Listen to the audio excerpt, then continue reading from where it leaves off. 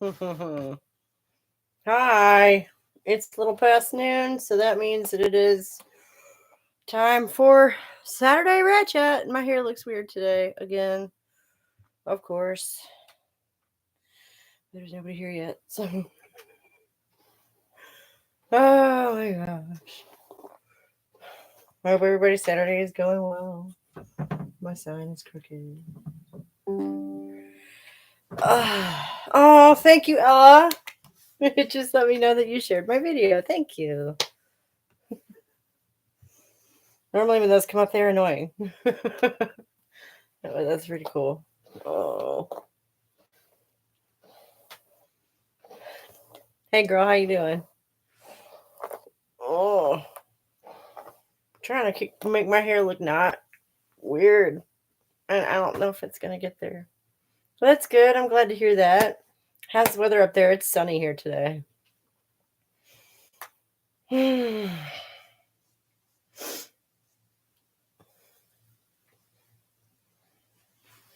I don't know. I think we're just gonna be poofy on the sides today. That's fun. Chilly. Yeah, well. It's winter for you, especially up there. Oh my god. He wants to go to Cleveland at the end of the month. Like, ah, thanks. Yeah,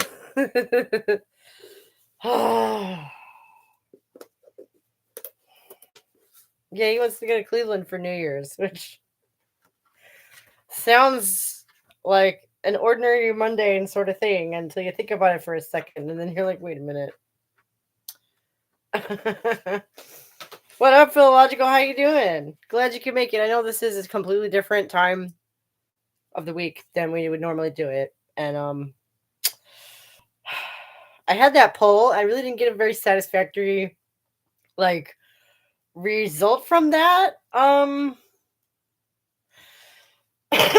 I knew I wasn't getting a very, gonna really get much information from that when Hubs goes, yeah, I voted for weekends and I think I was the tie breaking vote. I'm like, why would you do that? Why would you vote for weekends, you weirdo? I'm trying to see if I can do this during the week so I can spend weekends with you.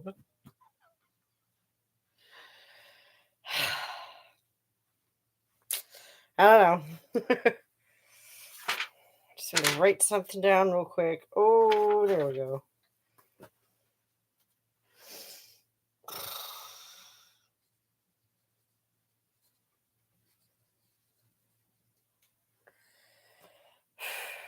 But so, what did y'all think of the video? That guy seemed like an easy mark to me. For me. I don't know. But I'll be honest, after last couple weeks ago, that was kind of demoralizing, you know? I spent 3 days on that video and it was over an hour long, and I think it was worth it. And it was doing really well until it wasn't. We got up to almost 1,000 views in less than a week, and then it was like it hit a wall and it got 10 views in like the following week, and I just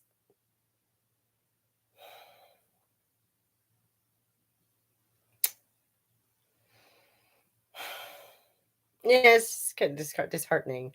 I really, really, really enjoyed the witches video. Thank you. See, I kind of thought you might. It's right up your alley, And oh my god, okay, so you know who Angela Puka is, I presume. Well, I mean, it's some of my better work. I really feel that, and yeah, I guess it looked like maybe somebody reported it and it got flagged somehow. So it stopped getting pushed to people and stopped getting views. And I was like,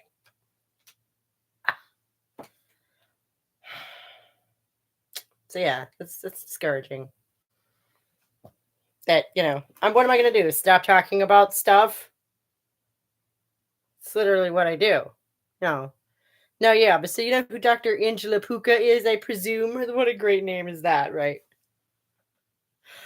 Oh, she should be like Irish. But She actually hit a short out the other day, making the same fucking like logical conflation error that fucking I saw TRA types got offended that you misgendered Kaz. Maybe they reported it. Yeah, right. Yeah, no, it's like, what did I get reported for? It's pretty easy to guess what happened there. It's just disheartening that like it might not even have been a human being who looked at that and made the decision of like, oh yeah, no, like that may have been a bot. Like it's one thing to be targeted by people who disagree with you and don't like you for based on that. It's another thing to be targeted by a robot who doesn't give a fuck either way. But anyway, excuse me. Yeah, the same logical conflation error of like, okay, so in the dark ages, which I guess we're not really using that term anymore, but at the fall of the Roman Empire, the early Middle Ages, okay, the persecution of heretics during the spread of Christianity is being conflated with the witch trials that happened like literally 1,000 years later. And they're like, oh yeah, no, plenty of people of both sexes were persecuted across this period for heresy. So like you can't really say that it's misogynistic. It's like, yes, but no. Those are two completely different events, two totally different things. They have like 3 historical periods in between them.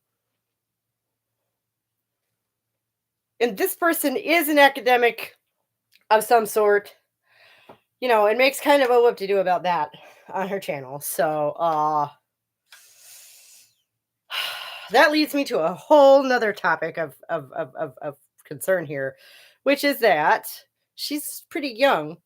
She's goodly younger than I am, which leads me to suspect that professors are saying this shit. College professors are saying this shit.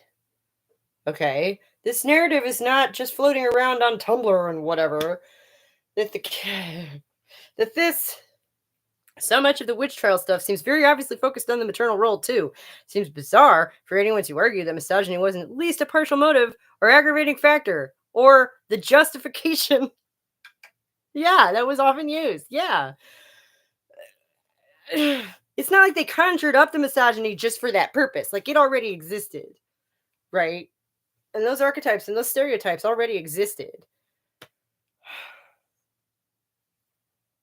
But it goes back to this idea of people kind of painting the Middle Ages with a broad brush, like Robin Hood is the Middle Ages essentially, or King Arthur, who I'm pretty sure both of those men are at least half fictional, right? I'm pretty sure Arthur is just straight up fictional.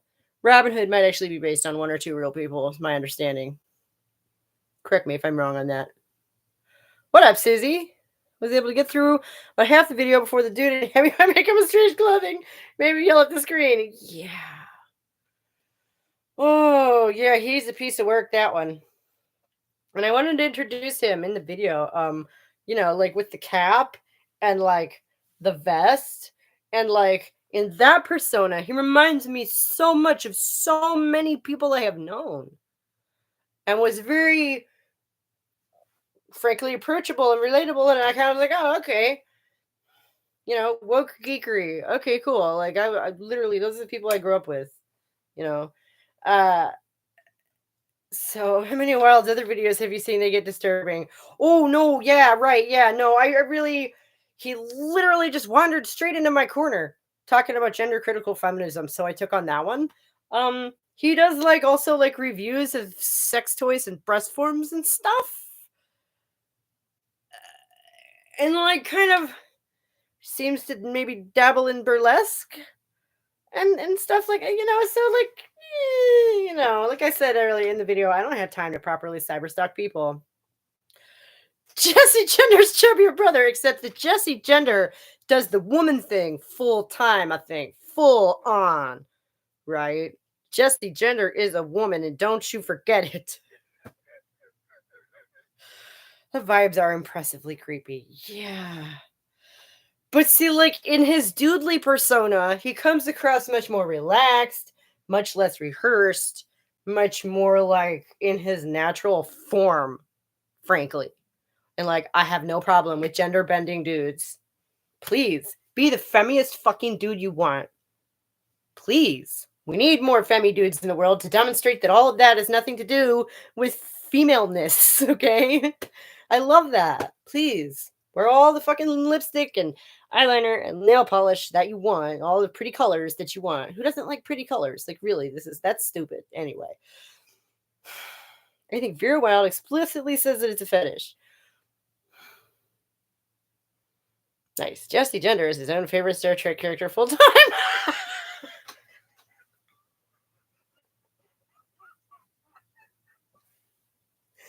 Nailed it. Yes. Which, there's almost something enviable about that, isn't there? Having, just going for it and just living your dream, no matter how fucking ridiculous that is. And I'm doing 7 days a week at the moment, but I've lost a few days because to me, the Saturday Live is on a Wednesday. Yeah, we're trying something different this week. See how it goes. And so far, we're doing well. Welcome, Big Plans. How's your day going? Well, how was your day? It's like 5 o'clock there, isn't it? Aren't you supposed to be outside on the live chats? Well, you know what? It's December. So, and there's not a bunch of people in the house. Oh, pretty good, pretty good, pretty good. Just hanging out with some friends, this is pretty cool. I'm so glad all you guys spotted this and made it. I wanted to, put something on the community tab to like announce it beforehand. I did not get a chance to do that. But I also, I could have prioritized it more, but I think only a few people actually see those. So you should let your husband keep you warm. You're not here either, goob. There's no one here to keep me warm. I don't have a boyfriend that stops over during the day.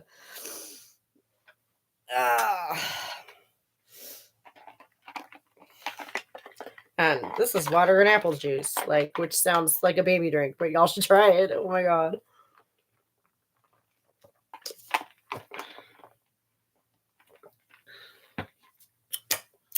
And of course I got my coffee, but I'm thirsty. So the community tabs are weird. Sometimes they show up in my subscriptions page, but then if I refresh the page, that same section vanishes. Right? They're dicey. They're not what they ought to be, which is a reliable way of communicating with your subscribers. I mean, and thank goodness for that, because frankly, with so many subscriptions, I would be inundated with, wait a minute. Why don't they just have like a special tab for that? Like in your feed, on your end, where you can like go and see all the community posts from all the people you subscribe to all together. They have that for videos and they have that for shorts. I'm just saying. Oh, yeah. Don't forget to set your settings from top chat to live chat. Yes. Everybody go up there in the top left-hand corner of your chat window. It says top chat. If it says top chat, bring that menu down and choose live chat. Because, yeah, otherwise you're only going to see like half the conversation because that's the default for some reason. Once again, the user interface of this whole thing here is sort of strange sometimes. Oh, and if you refresh the page or come back for any reason, you have to do it again. Because the default is top chat, where you miss half the messages for some reason. Thank you, honey. Yeah, good call. So, and yeah, if anybody else knows anything about Vera Wild, I'm sure that there is plenty of stuff out there on the social media from that individual. Because, oh my god. And like I meant to mention this because I swear he's about to say that I'm not on Twitter anywhere near as much as I used to be. And then stops himself to say, I'm not on Twitter anywhere near as much as people think that I am. Like I say, I get the feeling this guy spends like a lot of time on Twitter. So I'm sure that there is just gobs of information out there, from and about this person. I guess I couldn't be bothered. I don't know. The more of these guys I see, the more they all seem the same, like an archetypal transplaner character or a Pied Piper personality playing music, leading all the kiddies to harm. Yeah, yeah. And that's actually a really good thing to touch on because it is sort of getting harder and harder to do this kind of video, which is, it's a moneymaker, right? Theoretically. I haven't managed to monetize the channel yet. But theoretically, this is a big hitter, right? And not even theoretically, they always bring in the numbers. And when you can tag somebody else, it leads to engagement there and that brings in their audience. And if their audience hates me, well, then that makes engagement there. And that's how I got reported, probably, because what am I supposed to do? Just put up somebody who I agree with everything they said and be like, yep. What is that? That's not a response video. That's just plagiarism, right? So I want to do something where there's some meat there, Uh, but yeah, sometimes it gets harder and harder to do these, which is why, frankly, I went to somebody like Kaz because, like, as pretentious as she is, she's less creepy. Unless, like, I don't think she's going out of her way to, like, do anything remotely resembling kid friendly anything, especially given the book that she wrote about the French weirdo. Not all trans women are the same. True. And some of us feel very uncomfortable around types like Vera Wild. Yeah. Yeah. No, no, no, no. I don't think. Okay. As far as they are all, the more of them you see, right? It's like politician as an archetype. There's a certain type of person, like not all community activists are politicians, right? There's a certain type of person who wants to get up at that podium. And they are all kind of the same. Yeah. That's how I took that anyway.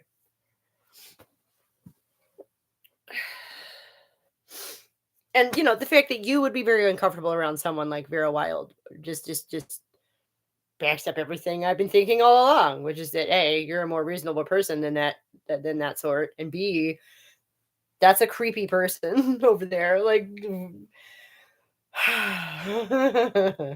you're not going to sit here and try and rationalize that to me, which I respect. Thank you. But speaking of archetypes, I've always found the cross dresses you can see with their male and female personas kind of curious. Yeah, but at the same time, I was kind of thinking about that because he does remind me of that. But then he takes it on as like, oh, no, that's also me. It's like, well, yes. And it's a character you created. It's a manifestation of your unconscious. Yeah. But you're not actually secretly a woman somewhere inside. That's not, no. He's not a trans woman. He's gender fluid. Right. Exactly. But he wears this pin. Like everything I've seen him in, he has this pin that says she, they. All right. No, yeah, he specifically says, even in the one that I referenced, excuse me, and I want to make clear that I left in 95% of his video. I did not trim that. So whatever it was he wanted to include is what got included. So a point of disagreement between Rad Mom and myself is that I think there's a certain trans event horizon. That's a good way of putting it. When calling it out and enforcing it is more potentially damaging than not. Well, I never said I disagreed with that. I'm not trying to hurt people. Okay, that's not, no. Exactly. It's like ContraPoints having gender dysphoria doesn't make you a woman. Yeah. Right. It makes you uncomfortable, severely so, perhaps. At Red, could you elaborate? Great. No, he's making it sound as if, I would always call this out no matter what. Like, that's not, I'm not a crusader like that. That's not, no. I guess if you wanted, the one-liner elevator pitch in a nutshell thing, I'm fighting ideas, not people. Okay, so if I meet an individual who has embodied these ideas that I completely disagree with, I'm not going to attack them because that's insane. Okay. No. Micro versus macro. Okay. I'm shooting for the macro here.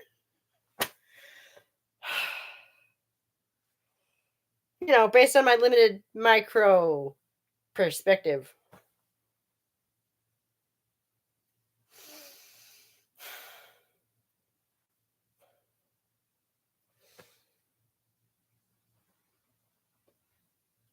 And my hope is that moving forward in, the future, we won't be having these arguments anymore because, well, obviously, I think my position is the correct position, and no one will have these confusions anymore. Like that's my goal. Okay. I was watching a counterpoints video yesterday, and it had me really annoyed. Talking about how being a white lady who had the credit for her work tarnished by a man's. I thought that man was counterpoints.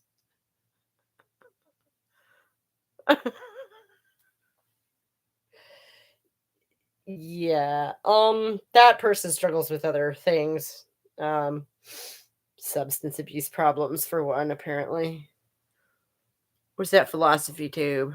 Oh. Oh. No, he said it was counterpoints, but yeah, I don't know that counterpoints has been super active on YouTube lately. I know that philosophy tube is still out there doing philosophy tube stuff, I think. I don't know. I haven't checked up on him in a while. How annoying. Okay, that one legitimately got under my skin because I enjoyed his little fluffy, you know, fun historical content before that and enjoyed him like as a person. Like again, I like a man in ruffles, okay? Like I don't have a problem with that. Okay. I think gender dysphoria is a misnomer. Every single person has felt body discomfort, but no one knows how the opposite sex feels because they aren't right. Thank you. Thank you. Being uncomfortable, even severely, with your own sex body does not mean you know what it's like to be a man or whatever. Emotions are sexless and genderless. Yeah. Yeah. Yeah. Yeah. Everyone is human. That's the way I like to think of it. Ah. And like I like the way I had put it. Wrote a blog post about this like years ago. Like gender dysphoria is normal. It is something that to some extent everyone experiences, particularly in puberty. And focusing on that and making it somehow the core of your identity is probably not a good idea. Which, if you think about it, you could do that with a lot of stuff. Just looked it up. Seems very well describes themselves as gender fluid. You said they have very different voice personality and a very different presentation. I can't speak to personality because I simply did not take in the hours of content that would be necessary to really give an informed opinion on that. But the persona is very different. Yes, the presentation is very different. Uh, the topics covered are also very different. But I don't know that if you'd seen him in his Council of Geeks persona, that you would ever guess that he was a woman named Vera who gave reviews about sex toys. You know what I mean? Someone at the beginning of the premiere, who is not here, Melanie, I think her name was, had said that she was familiar with his Council of Geek stuff, but was weirded out by his eyes because she was just there looking for Doctor Who reviews. He just seems like a nerdy drag queen. Right! Which I have no problem with. Okay? And if you want to create an entire feminine persona for yourself that you occasionally dress up as and wander around in to clubs and whatever, I've met those people. Okay, fine. I don't remember any of those people ever actually claiming to be a woman. I, I don't know. I used to exist in these circles back before I became a mom and like a homebody. I don't know why people feel that they need to compartmentalize certain traits of their personality. Right. Yeah, that's a good question. So that the stereotypical feminine ones have a feminine aesthetic to go with them. Seems sexist to me. It is. That would be the internalized sexism we all have. Yeah. Yeah. And it's just so funny. Because you can interpret that, I guess, a couple of ways. On the one hand, When you notice these behaviors in yourself, you can say, oh, I guess I guess that's true. Or, I don't know. It's weird because sometimes, okay, like as a parent, as a mom, as a wife, as a spouse, as a home person, I've noticed myself taking on certain behaviors. And like for example, pushing stuff back from the edge of the table. Not because I'm the mom and I feel it's my responsibility, but because there are four other people in the room and apparently I'm the only one who noticed that thing is about to get knocked the fuck over. I'm the one who noticed I have hands to do it, so I do it, and there's so many little things like that. And I just wonder if some stuff isn't woman's work because our minds just kind of tend to run to some of these things because three of these four other people were dudes. My two sons and my husband. So,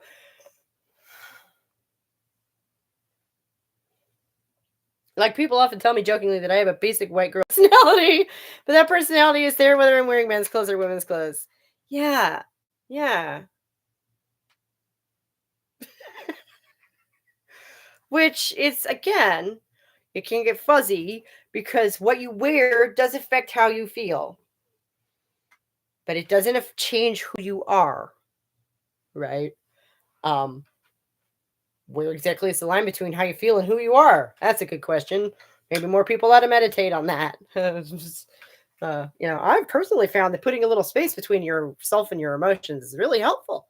You know, instead of being like, I am sad, you say, I feel sad and I have felt other things and I will feel other things. Not I am this feeling, It's a subtle distinction, but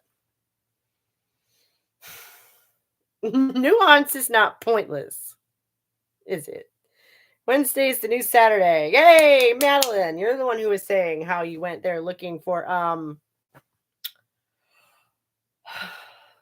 Doctor Who reviews, right? And this is why I'm better edited. Like I can just like take those silences like in the middle of the sentence, just then when I'm like thinking of a word and just gone. Love it. Hey Jamie, what's up? I'm so glad everybody made it. This is so cool. So of course I have the fluffy hair today. It's fluffy. I don't know what's going on with my hair. I'm sorry.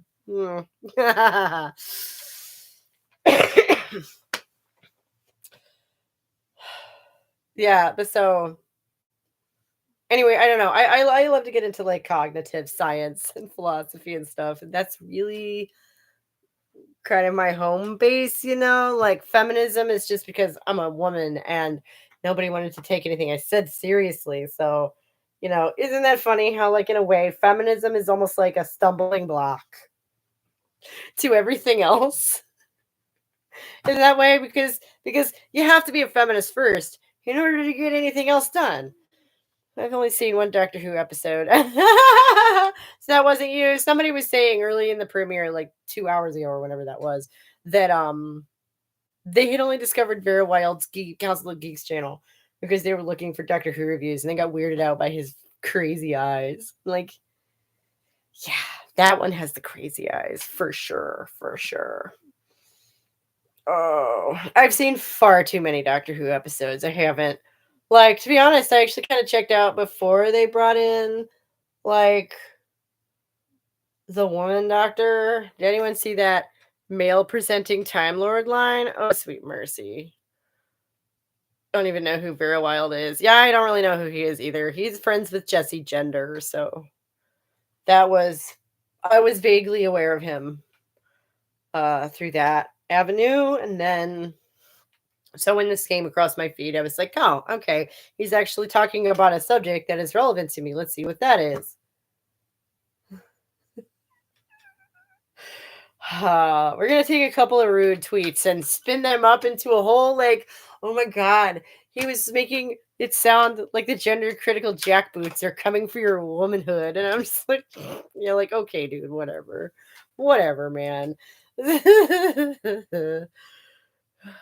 Thank you. Thank you. The shit of this community, meaning drag queens, trans, TQ, trans queer.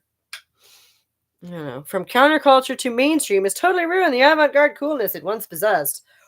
Oh, oh, oh. It's funny because in that way they follow the trajectory of the hippie movement the same way they follow the trajectory of the gay rights movement, right? That's fun.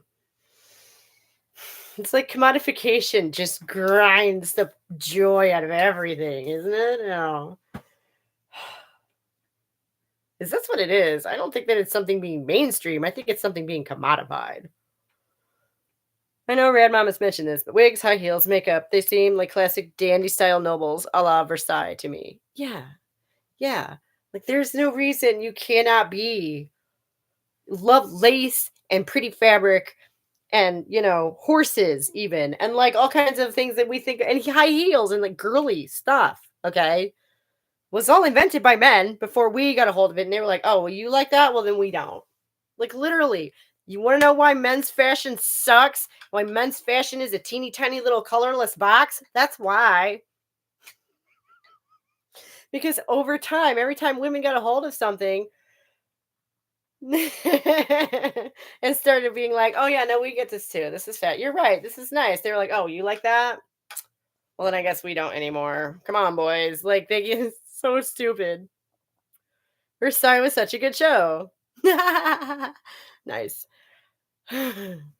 uh yeah, I had no problem with like you can wear whatever you want and be the straightest butchest guy alive.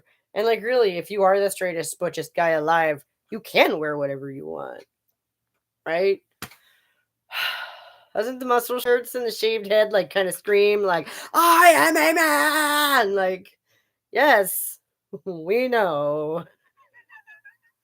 It's a good business idea, making those more feminine clothes for the male body. Oh my god. I need to teach my 15-year-old to sew. He's halfway there. Oh my god. Had that boy a sewing machine and he'd be off. Holy shit. Like he's got the design chops. He can draw. And he's got the color sense and he likes to play with frilly and shiny things and he always has. But straight as an arrow. He'd chased a little girl since he was 5. I don't know. Cha-ching, right? Oh my gosh. And what a way to make a name for yourself, huh? Wow. Inclusive. You're being inclusive, right? There's a real gap in the market there and clothes for transsexuals because after years of HRT, our bodies don't fit super snug in either male or female. Okay. See, that seems like something that would be very, like, extremely personal, though, like to each case, right? Like, because, well, hormones affect everybody's body differently anyway. And then you're going to have your own personal history of when you started and what you took and for how long and if you had any gaps or I don't know and da da da da, right? So bring back tailors, I guess is what I'm saying. I don't know. I don't know. But yeah, no, just as far as a basic cut.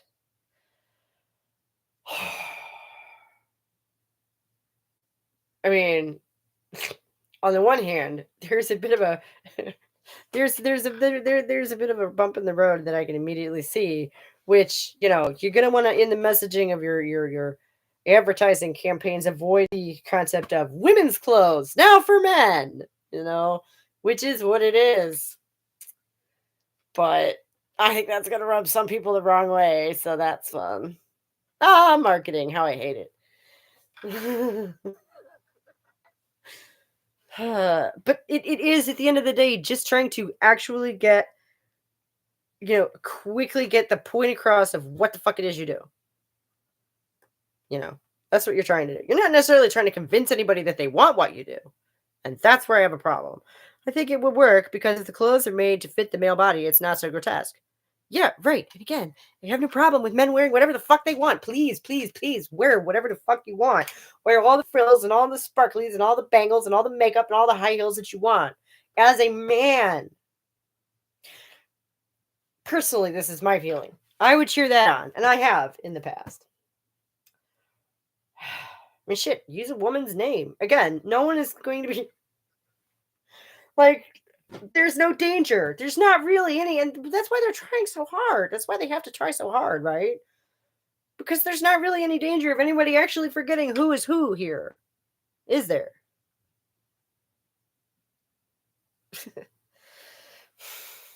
So wear whatever you want, present however you want, call yourself whatever you want. Literally.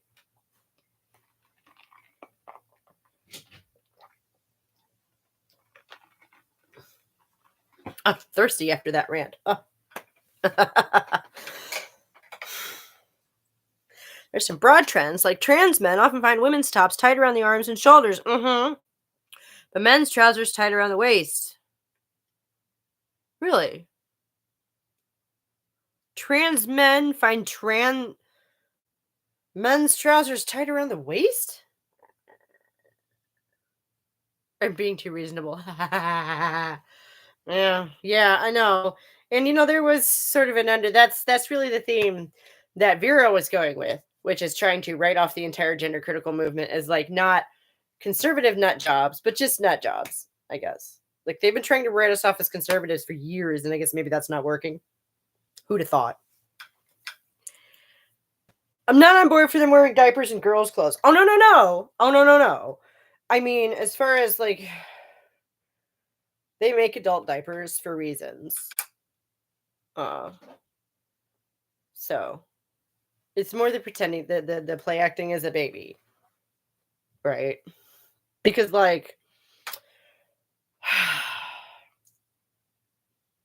we're talking imaginary personas here, I guess. So, like, where do you draw the line?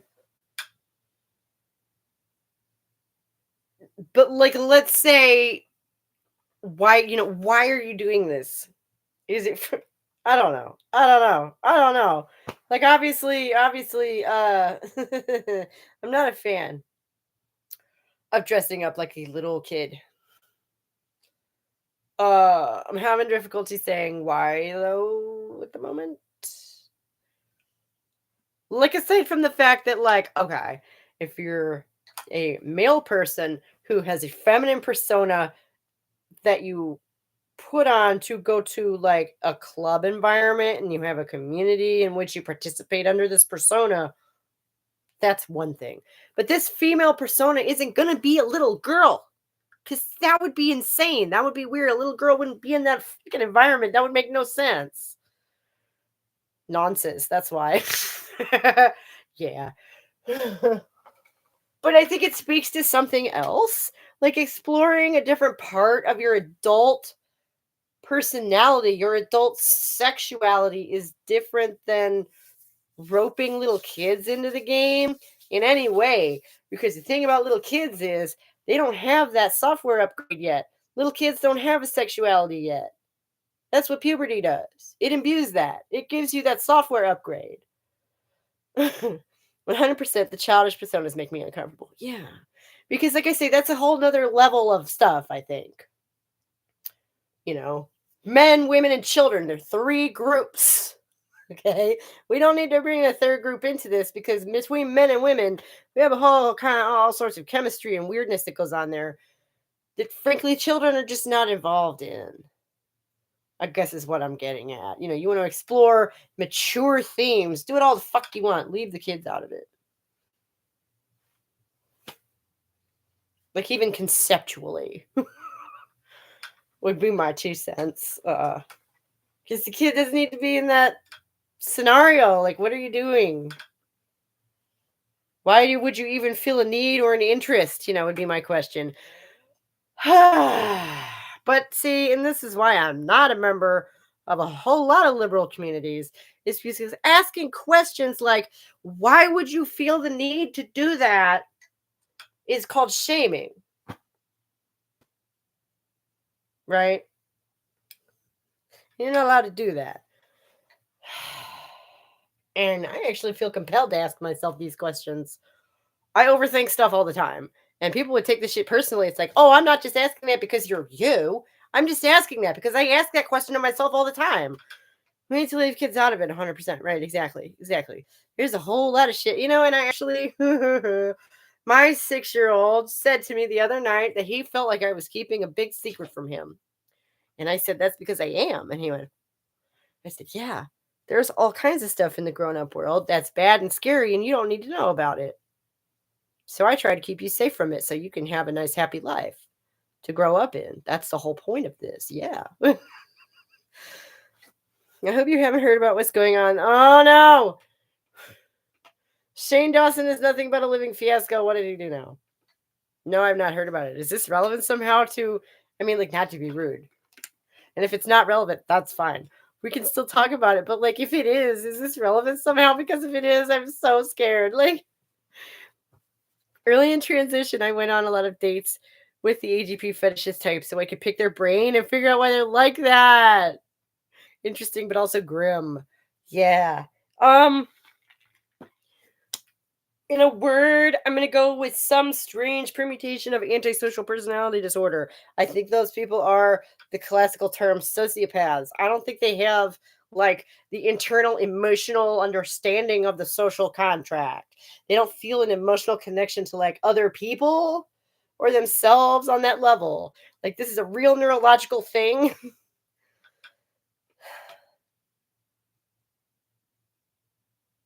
Oh, Shane Dawson has kids now from surrogacy. Yeah, and it's all as bad as one would assume and worse. Is he gay? Did I miss that? Because I do not care. I guess that demonstrates how much I don't care if he is, and I didn't know that. But I don't know if it's sociopathy. I think a lot of the worst ones are just really, really misogynistic and homophobic at the end of the day. Right. And the only way to hold extremely judgmental, broad, actually believe that stuff is a total failure of empathy. That's my hypothesis. And I think that a total empathy failure can take a lot of different forms.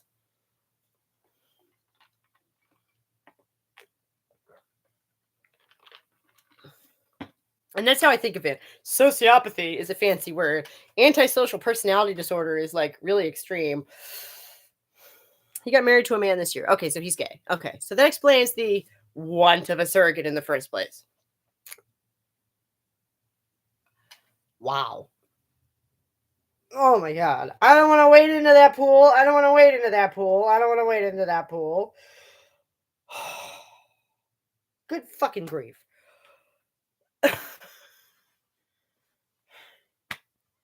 Like what? Just because he got married means he gets to start a family? No. No. That's not how it works. Ask infertile people if that's how that works. What the fuck? Ugh.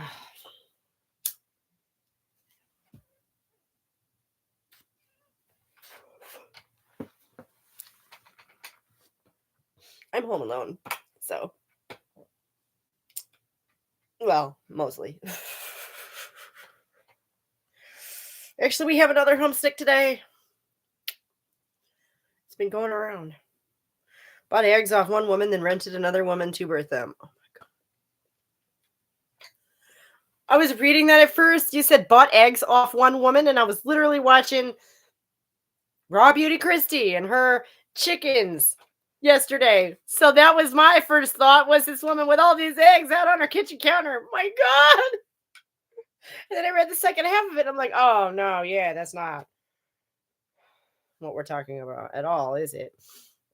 Yeah, sorry if it's a big shit pool to wade in. I shouldn't have brought it up. No, we can talk about it. I'm not saying we can't talk about it, but I am not going to make a video. Please don't ask me to make a video about Shane Dawson or anything that or any of that. Because then I have to watch it first and pick one. And like, I'm not, no. My first run-in with one of them was when I was like 12. Looking back, he hit all the checklists for AGP. We don't need a video on that. Yeah, see, right. That's how I feel about it. At the time, he didn't identify as a woman, but last time we talked, he said, by the way, I'm a girl now. What is that face? Is it like a kitten face or something? And I was like, biologically impossible, but okay. But a video on surrogacy would be interesting. It's a fascinating topic. Oh, it's terrifying. That's my problem. I've had 2 kids, and that idea just absolutely like not even any of their political shit. But just the idea that you're gonna bake a human being inside your body for almost a year and then give it away. Oh no no no no no no no no no no no no no no no no no. Right at the end of the baby day, neither baby has a mother. Yeah, like no no no no no no no. Okay, and as the woman who births the baby, you're a mother now. Like in here, okay, like and in here, like no no no no no no no no no. There is just something so wrong there.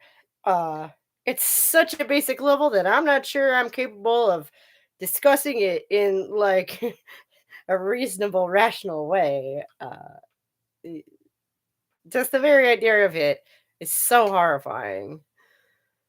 And they force the surrogate to have twins, and one has Shane's DNA and the other has his husband's. Oh my god, what are they doing? Making a fucking cake?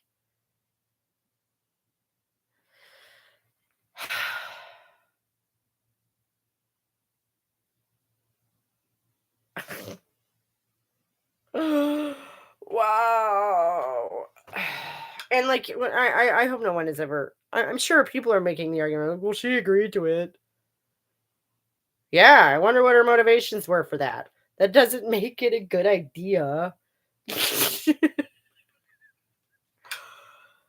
It is so heartbreaking. Oh my god, the ramifications will be on child development, right? And we're already hearing you're from surrogacy children who are now adults. Oh god. Or are we trying to come up with video suggestions? I popped in late. I mean, always. I'm always up for video suggestions. Those are great. I almost always do them too. I want to say I've had a few over the last year or two where somebody was like, "Hey, can you do this?" And I was like, "Yeah." Coming up with generating ideas sometimes is the hardest part. It's not so much the generating ideas; it's the generating ideas on a schedule. Also, welcome, yum yums. Oh,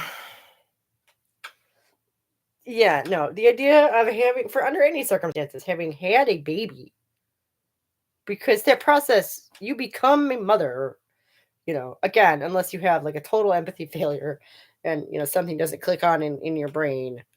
At some point during that process, this big machine starts to turn on, warm up in there, and you become a mother in that process. And the idea of like having a child and then giving it away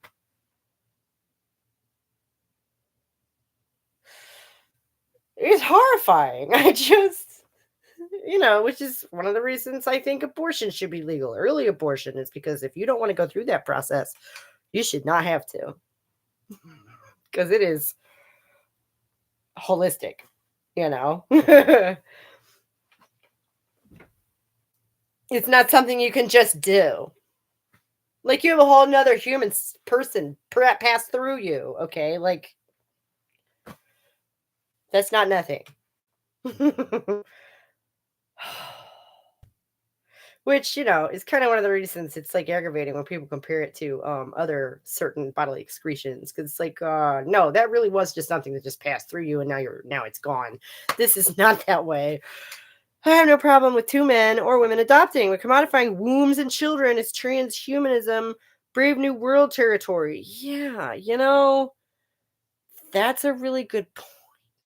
I'm so preoccupied with this. I find this idea so horrifying of having to give your baby away that I hadn't even got that far yet.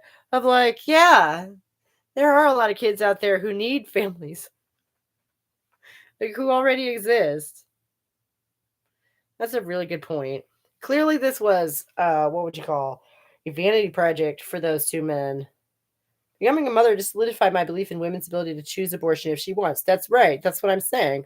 That's not something someone should go through if they don't want to. Exactly. If you do, great. And society should support that. And if you don't, okay. Society should support that because it's a big whoop-de-doo. Yeah. And there have been moments when having volunteered for this, I had the option not to, and I chose to do it anyway. So that just limits my ability to feel sorry for myself, right? I can only pity myself so much because I brought this on myself. It's time to put on our big girl panties and get to work, okay? Because I'm not a victim here. And that's so empowering. And just taking away that option robs everybody of that. Not to mention the biological tie to bringing a human being into the world. Right. Right. Like I say, it's not like taking a dump because you can't just flush your kid away. Like that's not, no, that's a person. Okay. It's a proto person, admittedly. But yeah. And having a baby is a holistic process. It involves all of you. Here, obviously down there, everything. And it can kill you. So it's not nothing. It's sort of a big whoop to do when you do that for yourself personally. Buying a baby and taking a mother out of the equation is just sick. And you're saying that in kind of a moralizing, metaphorical sort of a way, but yeah, no, I really think mentally, that's what I'm saying. There's some kind of a failure, a massive failure of empathy going on there to even think, oh yeah, no, it's cool. We'll just mix my DNA and your DNA and make some babies. Wee! Like, what are you fucking talking about? Those are people. That's not a paint. That's not a, you're not painting. What the fuck is this?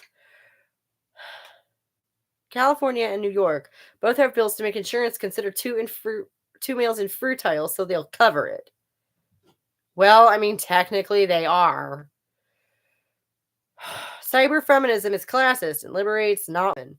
It's a synthetic womb guy, and there's a synthetic womb guy in Germany, and his research is headed towards 100% eugenics for rich people. Is he attacking me to point out that he's in Germany and that's ironic as all shit? Misogyny's final frontier. Forgetting women and mothers mean anything at all. Yes.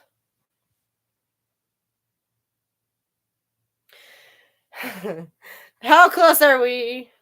Okay. And this is going to be an unpopular opinion, but I'm just going to say it because it's finally relevant to the conversation, which is that birth control, hormonal birth control, as much as we love it and as good as it is, and I'm not going to sit here and be like it is evil or something because it's not. It's a tool. But one of the effects that it has had over the long term is to sever the maternal bond, okay? Because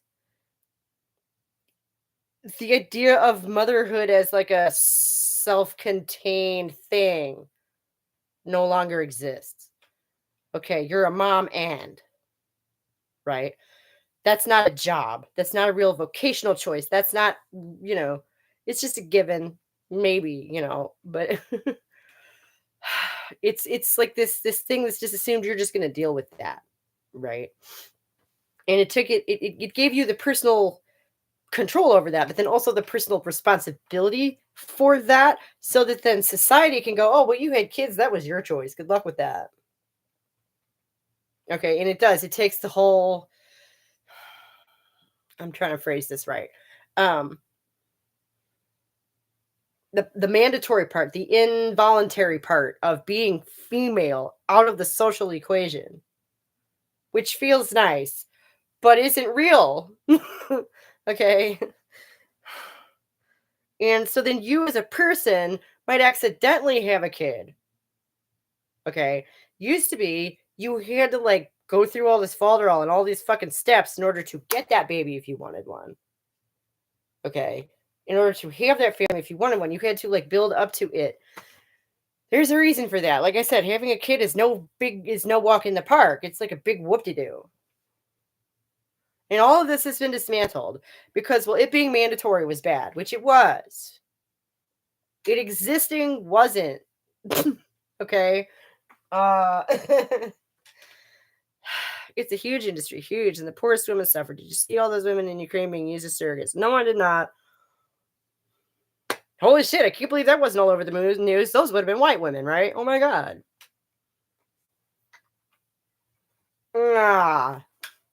I guess that's the trouble with surrogacy, right? Is if you use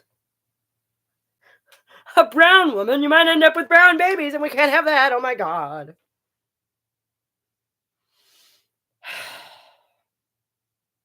I'm sorry. This goes off in so many directions.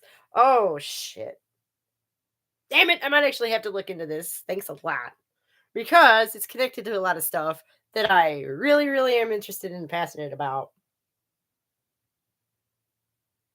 And I'll be damned if artificial wombs, I mean, because then we'll be free from the shackles of childbearing, right, lady? No, no, no, no, no, no, no, no, no, no, no.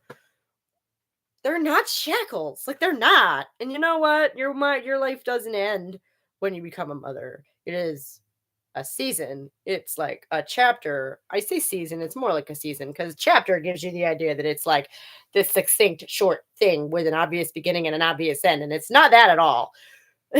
But um it's not the only thing you'll ever do again is change diapers. Like they give this impression that it's like a life sentence. It does change your life forever, but no. Yeah, artificial wombs, transhumanism, trans medical erasure of women is all very much linked. Oh yeah. Oh yeah. And I saw Jennifer Bilek wrote some stuff about this years ago, and I went, this is some big picture type shit right here, you know. And not big picture like conspiracy theory, like it was all Bigfoot. Big picture. Like, um, it just connected up a bunch of dots that were already there. In this picture becomes evident. And the thing is that it fits with my knowledge of history too. It fits with my understanding of how history has worked and not worked. Excuse me if you already did content like this, but Nominal Naomi asserts some mind-numbingly frustrating things during debates, like things that sound like it must be willful ignorance.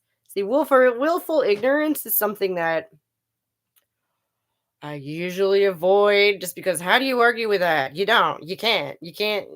It's a wall. Somebody already knows something and they're just ignoring it. What are you going to do? Tell them about it? They're ignoring it. Men buying wombs in Ukraine are mainly gay, white, Western men, so I don't think race is a factor. No, I know. I was just thinking that, this is going to be, if we're talking about elitists doing this, they're not going to want the poorest women, who would probably be easiest for them to get, right? Oh, no. That's not going to be good enough for them. They're going to want the choice. Oh, my God. Again, I just know how these people, I've read too many. Somebody brought up Versailles earlier. Okay. That's a really good example because was it Louis the 15th who built that? Who decided, yeah, I know it's a swamp, but we're going to build a giant castle here. And his engineers went, no. And he executed at least one of them because they were like, we literally can't do this. And he said, you literally will though, because I'm God on earth and I say so. Okay. Okay. So when you think about some of the stuff, and they were mostly men. I don't think it's a man thing. I think it's a human thing that like sometimes you get convinced of some shit that just makes you a dangerous individual. Okay? Power corrupts, I guess. I don't know.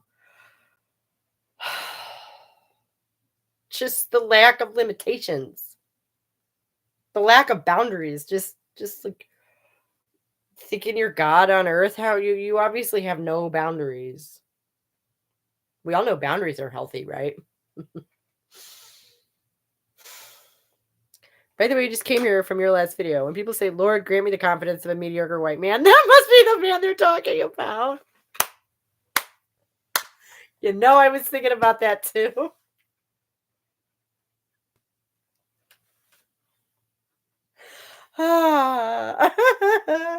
And it's so funny because that is like almost the comedy interpretation of what was actually my motto for quite some time, like in my 20s.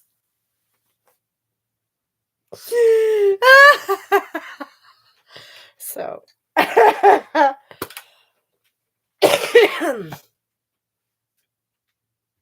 and the cat's climbing into the basket to clean laundry. Of course you are. Of course you are. Brat. Man, oh man, oh man.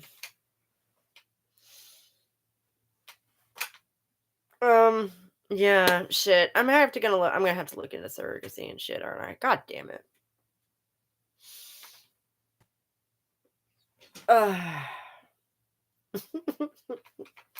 Wouldn't that be funny if I broke my promise and actually made a video about Shane Dawson and his nonsense? Just because, oh my god, it's the nexus to so many things. Sorry, but yes. Yeah. Oh, that's forgive the term belly of the beast right there, huh?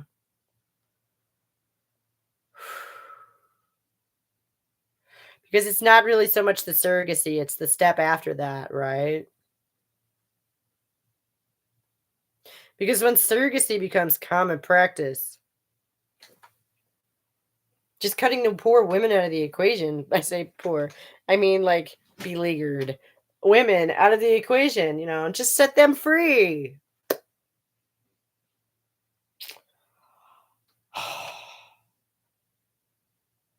I mean, it's right there, isn't it? Oh my god.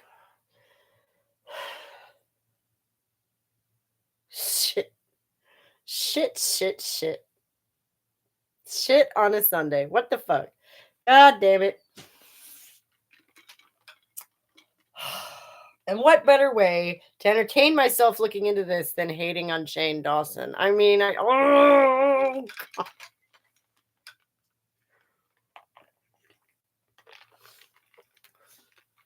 Hang on, I gotta get the computer cable. Ooh,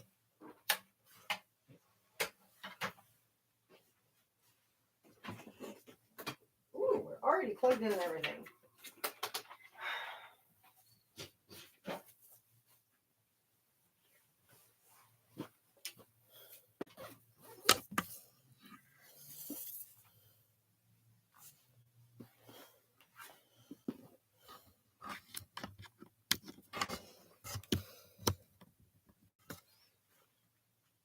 Here we go.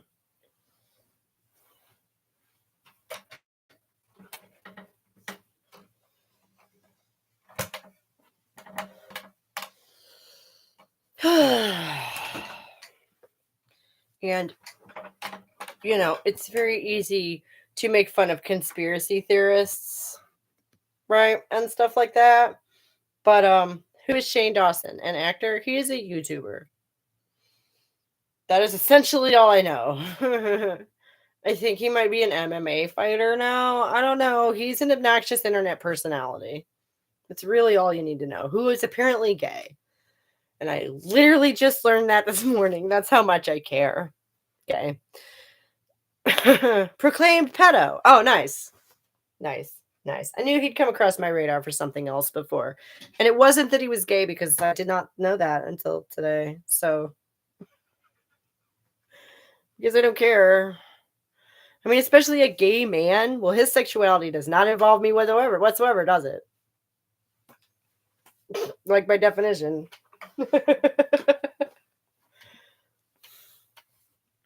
He's not interested in me, so I guess I'll return the favor. Coffee. But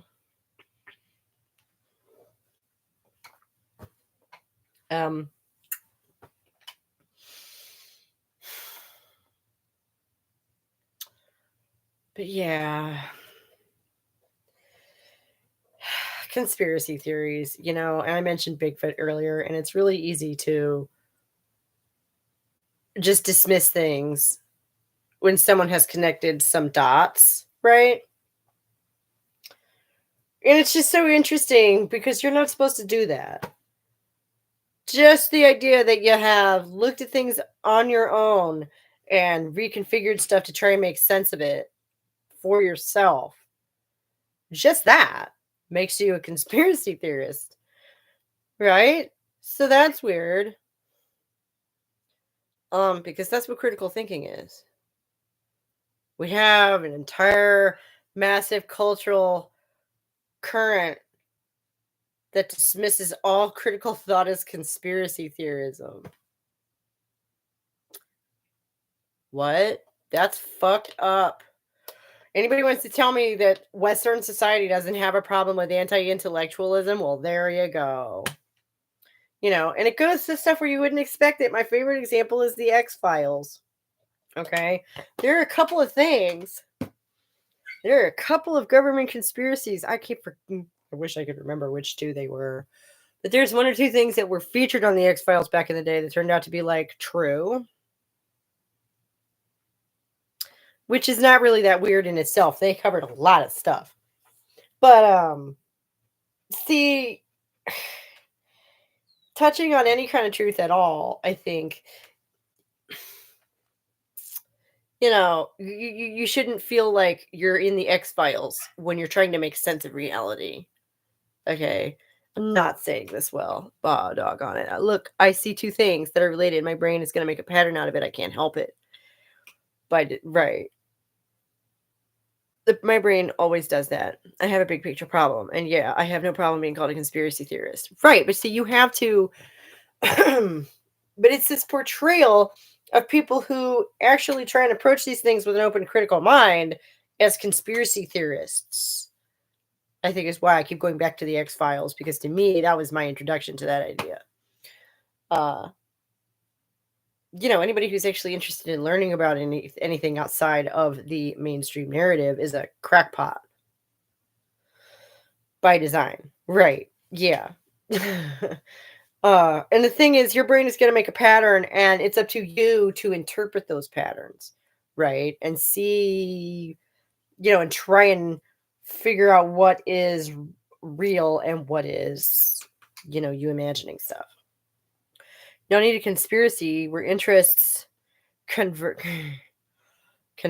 Yeah, exactly. But he's dead, unfortunately. So he's not out there saying that stuff anymore. Okay. And at this point, we have, I hate to, as weird as this is, and as hard as it is to accept, and I know that I would not be on the ball about this if I didn't live with two of them. Okay. But we have a whole generation of young adults now who do not know George Carlin unless their parents introduce them to him, because he's dead. He's been dead for 15 years. I know. And we need to keep his message and his memory alive. I'm not saying that we need to forget about it. That's not what I'm saying at all. But what I'm saying is that, I remember being that younger person in just sort of living in the media environment of, there are living people who are there and are active participants who you actually encounter just passively. And then there are other people who aren't. So he's unfortunately not a part of the conversation anymore. We need to keep his message alive. I guess that is what I'm saying. Because, yeah, he knew what he was talking about. It's all bullshit, and it's all bad for you, right? I actually keep on coming back to that. When I look at the news or a lot of stuff, it's all bullshit, and it's all bad for you. Which I did not want to believe when I first watched that. I'll tell you what.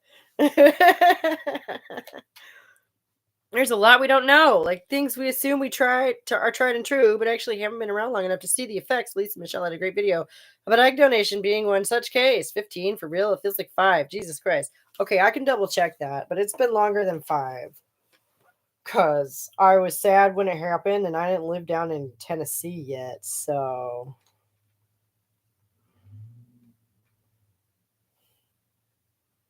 2008. Yeah. June 22nd, 2008. Yeah, he's been dead for fully 15 fucking years.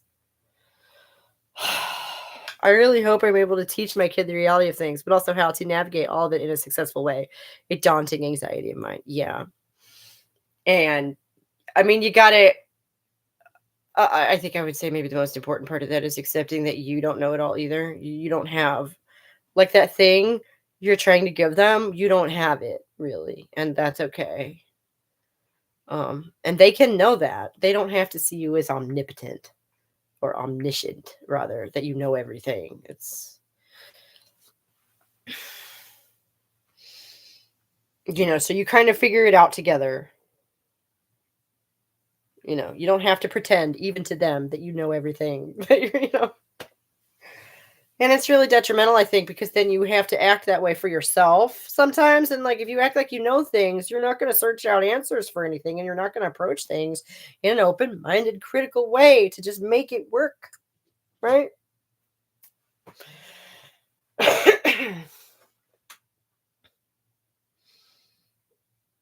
It's an amazing ability that people have, that ability. You can just kind of shut off that analysis that you always do, right? You can kind of put that aside for a minute and just look at something and go, okay, wait a minute. Like, what am I getting from this? Right? That's an amazing ability that we have. And I mean, I don't know. You want to go back to sort of broader themes of all of this. I think that's one of the just everything screams at us not to do that. Right? Uh when parents admit they don't know and go on a journey with their child to find the answer, it's the most wholesome thing. It is. It is. Because it is a journey. It is. Like, and oh my gosh, every kid is different. So parenting with every kid is different. You literally cannot use the same techniques necessarily on one that you can on another. So you become a different parent with different kids. It's really wild. I'd recommend writing out what you'd want their takeaways to be. So you hit on the key point of what you want them to know at the very least. Well, yeah, that's true. That's true. And then keep that, because 20 years later, you're going to look back at it and laugh really hard and probably be surprised at how much of it you did actually manage to pull through with you. Because, I mean, this is the thing. Does it change your life? Yeah. You're still you. I got good or bad news depending on how you feel about yourself, but like it doesn't change who you are. You're still you. You're just in a different situation, right? uh, wherever you go, there you are. And that's not just for geography. But yeah, so we have this whole generation of like, if you're 25, 15 years ago, you were 10. Okay. And there's a cat on the bed scratching his head. So that's why the thing is shaking. I'm sorry. Well, she's not even 2 years old yet, so I could journal now, but like the discussion is going, things change, and I don't know everything. Haha. Yeah. Yeah. But it's like the putting down of expectations and actually engaging with what is in front of you is so vital, not just to parenting, but also to just critical thinking in general. And it's been made impossible in so many different ways. It's so strange to me. Oh, I was thinking like in regards to gender ideology or the predatory porn culture, which are basically a big part of why I couldn't have kids without dying of anxiety, especially the latter. Oh. you know, living in a small house with one bathroom, I think may have actually helped with the whole porn culture thing because, well, especially when they're younger, like male children need to be aware of what the female body is when they're little. Like, I don't understand people who like don't want to be naked in front of their 2-year-old. It's like it's a 2-year-old. It's a perfect opportunity to teach them without any weirdness about the differences between the two sexes. I mean, what? Oh yeah, she will know that I'm a feminist and I can show her books I'm reading if she's interested. But so I guess what I'm saying is that like when you're teaching a kid, you're not just teaching somebody something. You are drawing the whole fucking picture from the beginning. You're not just writing in the book, you are the book. If you see what I mean. So, it's not the message of the film, it is the film.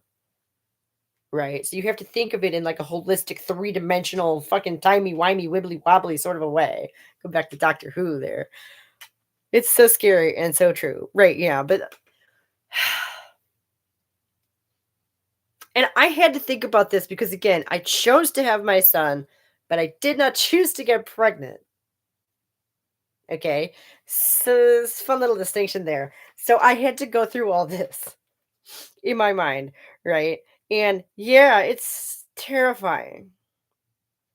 But how many people die in car accidents every year? And you get in your car and drive away without thinking twice about it. That's kind of terrifying.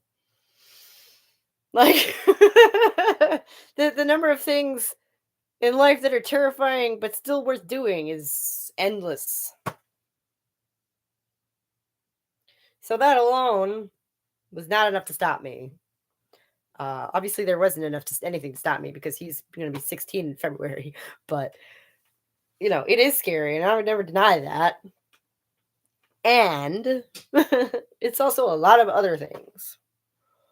So I think if someone is seriously considering it as a life choice, which it is, it's funny because we talk about real estate, like buying a house is a life choice. I don't know.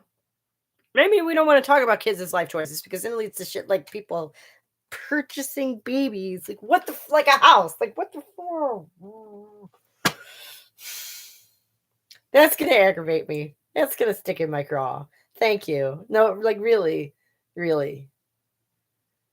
Christopher the Mill. It's weird, man. And then that here we are, and we just keep going. Haha, what?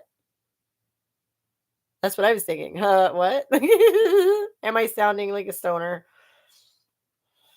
Yeah, maybe. It's human trafficking. Yes. Yeah. Yeah. It's right out in the open too. Like it's trendy, I guess. What does that tell you? Oh my god. Speaking of sounding like a stoner, I found this kid, um, a YouTuber, of course, but I'm always looking for see, and this is how I keep myself young. I'm always looking for interesting new younger people who are talking about interesting things. And like so, it's not just on the YouTube. Like I say, I have teenage kids and I have encountered various young people, people in their teens and 20s through that over the last God, almost a decade now. So when people are like Gen Z are complete losers, I'm like, no, no, no, no, no, no. There's a lot of them who have a lot on the ball, actually. And this new kid who I was watching, he just finished getting an undergrad in psychology, I believe it was. So he's very interesting. Right, people celebrate it. Right, right. And it's you gotta, like I say, you gotta put down your expectations. You gotta put that frame aside and actually look at the thing in front of you and what is it? Critical thinking in a nutshell. Anyway, so he was basically just laughing at Neil deGrasse Tyson and talking about consciousness. How Neil deGrasse Tyson was like, you know what? I think we're gonna maybe have stumble upon some kind of uh discovery soon that's like going to be some whole other working of how the brain is and like completely make the question of consciousness moot. And it's like, but the best part was Bill Nye, who clapped back. It was whoa, like wow, man. Like he literally, like he did the hand motion, and basically accused Neil deGrasse Tyson of being high on stage, which I thought was a gutsy move. You know,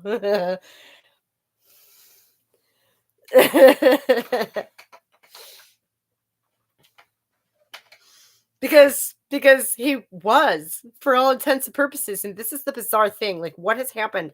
Okay, and Neil deGrasse Tyson had said something recently about trans women and whatever, and like it was some gobbledygook nonsense, and I'm like, did he have a stroke? Like I don't really want to take that on because I think there's something wrong there. I think there's something going wrong there. I think like he was sitting on the stage and he's gesticulating and he seems to be a fairly large fellow. Like he's got long arms, right? He's a tall guy. And he gesticulated like this and like the guy to his left, his right, which the guy over here like goes like this cuz he almost hit him in the face. Okay? And the stupid thing that he said about consciousness had completely misunderstood Richard Dawkins, to whom he was responding. He looked and sounded drunk. Yeah. And he has a lot lately. See, that's what I'm getting at, is that this was not just this one appearance. I've seen several different examples of footage of him looking and sounding like this, and he's like posting TikToks like this and shit. And I'm like, honey, are you okay? Like, there's something going wrong there. I'm not gonna make fun of that. I'm not gonna jump on that bandwagon. There's something. No, what was funny was Bill Nye was the way that Bill Nye handled it. That was what made me laugh because he said what we were all thinking. And he did it in front of an audience on a stage with a dozen other people. Maybe this will get addressed now. That would be really nice. He's autistic, I think. Neil deGrasse Tyson is autistic. Okay, that does not explain the behavior. I know autistic people. This does not explain the way that he is gesticulating and the way that he's slurring his words, and quite frankly, the look in his eye. Like, there's something going on with that man, and I'm concerned. Is what I'm saying. If I were a acquaintance of his, I would reach out to him and say, Neil, are you okay? I've always been mildly very irritated by Tyson. Like, I'm not saying I like him. I'm saying this is a wild change for him. He's always been a well put together and articulate individual, regardless of whether you would agree with anything that he says. Okay. Glassy. Yeah. And like squinty at the same, like there's something going on there, and I would be concerned. I mean, I am. Like, if that's what I'm like, I didn't address any of the shit that he said about trans issues because it was all nonsense. And I think that there's something going wrong. He seems to be struggling with something. I don't know what it is. But yeah, I'm going to go on the record as saying I think Neil deGrasse Tyson is struggling with something new in his life lately. Because he used to be a very well put together and articulate fellow, and he is not that anymore. Right? That sounds like a mental health crisis. Yeah, right. Right. And the being high on stage or whatever it is would be a symptom of that, right? So somebody needs to check up on him. I don't know him, so I can't do that. Reminds me of when Bill Nye was updating his image to go along with gender cray. Yeah. Right. And he did it in his way, and he was Bill Nye about it. Okay. He didn't come out and behave, as if he were intoxicated while he was doing it. Right. So I'm not like sitting here being like a super big fan of Bill Nye either. But the fact that the fact that he called it out in front of everyone like that and the way that he did it was really funny, which is in perfect keeping with Bill Nye's character. Both his persona and his everything I've ever heard about him as a person. He's kind of a funny guy, So I guess you could compare and contrast those two, because that exchange 10 years ago wouldn't have happened. Bill Nye would never have accused Neil deGrasse Tyson of being high on stage and had everyone laugh, because that was what we were all thinking. That just wouldn't have happened, regardless of how you feel about either of those two individuals. So one of them has remained consistent in, the sort of person he seems to be. And poor Neil deGrasse Tyson seems to have had, some kind of it's going through some sort of a crisis or something. I don't know. I wish him well. Where there's life, there's hope, right? So I wish him well. I hope whatever this is, he gets through it to a better place. But I'm not going to take on any of the crazy stuff that he's been saying lately, like as a video, like as a serious, I'm going to get you. Like, no, that would be kicking somebody when they're down. I haven't seen Bill Nye's response yet. Was it recent? Bill Nye's response to the gender stuff? He did that a few years ago. Jesus, I want to say it was during part of his Netflix series. He did an episode on gender stuff, and it was everything that you would expect. I only saw part of it in passing because it's everything you'd expect, and I don't want to hear about it from somebody like that, because all that's doing, just the legitimization of that shit, just, and of course I said stuff to my kids about it, but they already knew. They already heard it all. That feels like a lifetime ago. I can't remember when that was. Yeah, it was a few years ago. I don't know. It was before 2020, right? Before that big black line in everyone's lives. It was before that. I'll tell you that much. Back in the before times.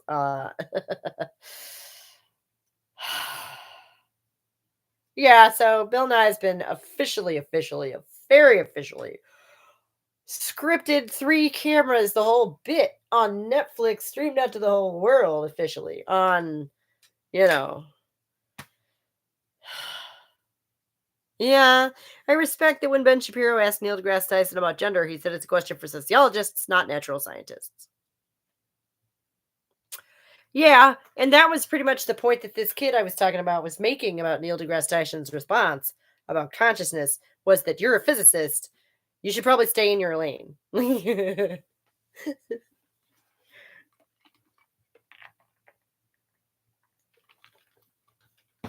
Which, like, legit. Oh, oh my God, it's 1:30 already. I'm gonna have to actually get off here, like right around 2 o'clock. Well, my time in about half an hour because I have to get ready to go get my kid at 3:30. So yeah, and I want to have some lunch. Human stuff. The Netflix thing was 2017. Oh my God, that was a few years ago. That was 6 years ago. So yeah, Bill Nye's been on the record as being pro-trans for a while now. And it's not, and you know what? I don't even actually take that all that seriously because again, is he a social scientist? Is he a like is that his thing? Did he actually even believe any of that? I have reason to suspect not, if only because he seems to be a rational individual. I have reason to suspect that it was in his contract that he had to do stuff like that. I agree. I think it's silly that people would ask Bill Nye or Tyson about cultural topics when it's not their area of expertise. Yeah. And they do have areas of expertise. Which people should ask them about that, right? You know, what is Dawkins' specialty? God damn it. I want to say he is a social scientist, but I could be wrong about that.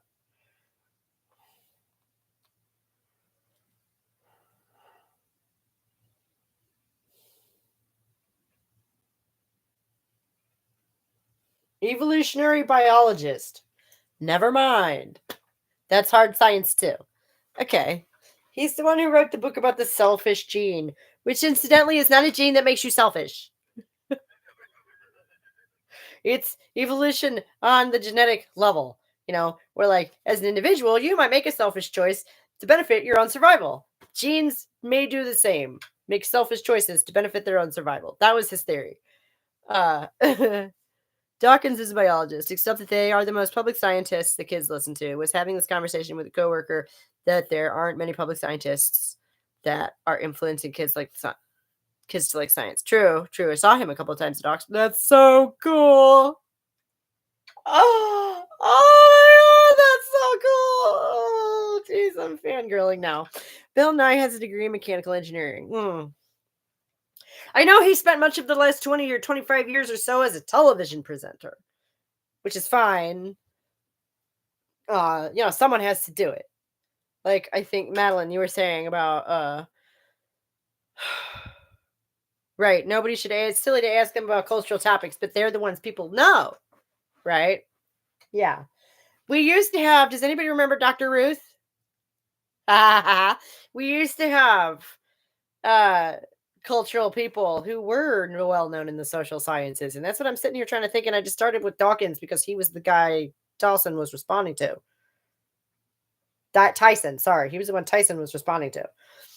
Yeah, my mom loved Dr. Ruth. See, okay, and she was like a sexologist or whatever. She was actually a clinical psychologist, right? Specializing in sex. Okay, little teeny tiny, I want to say German woman. Uh, who was very funny and entertaining and just did a lot, I think, in her career to do exactly what people like Neil deGrasse Tyson have done for physics. Um, she's dead now too, of course. I'm trying to think, like, if we have anyone now, because that's a good point. Where are physicists and biologists answering social science questions? Where are the social scientists? I'm coming up blank. That doesn't mean there isn't anybody. Maybe I'm just having a moment. Cornell West is the closest I can think of to a public social scientist. Oh my gosh. And Cornell West is how do I want to put this in a positive, polite way? His area of focus is very ethnically oriented. Did that work? Was that it? That's pretty much what I got. If he was a white man, he would be such he would be like they would run him out of everywhere. I'm not saying that he doesn't get to do what he does. I have no objection to it. Sometimes he makes a lot of sense, but I'm just saying his area of focus is very ethnically oriented. I didn't even know Cornel West was a scientist. I only seen him talk about politics. Yeah. You know what? That's a good question. What's his degree in? I love that I can just look this shit up. How cool is that?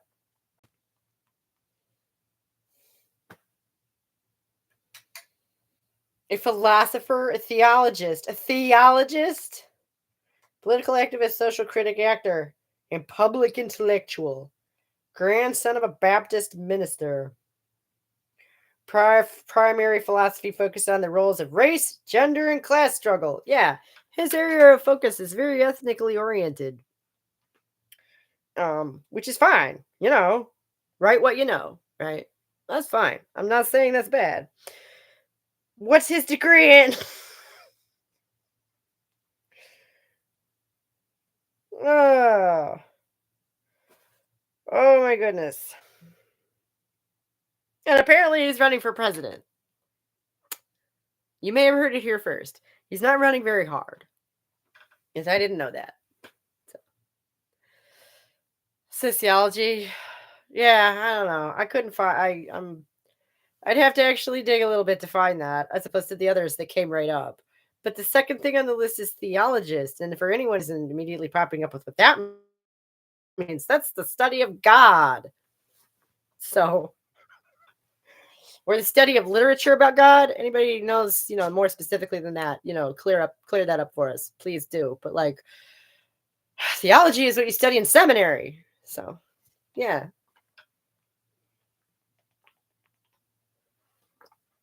Which is where you go to become a priest. Which like fine, be a priest, but not a scientist. No, no. Being a priest is not being a scientist. Those two are not the same thing at all, are they? No, no, no, no, no.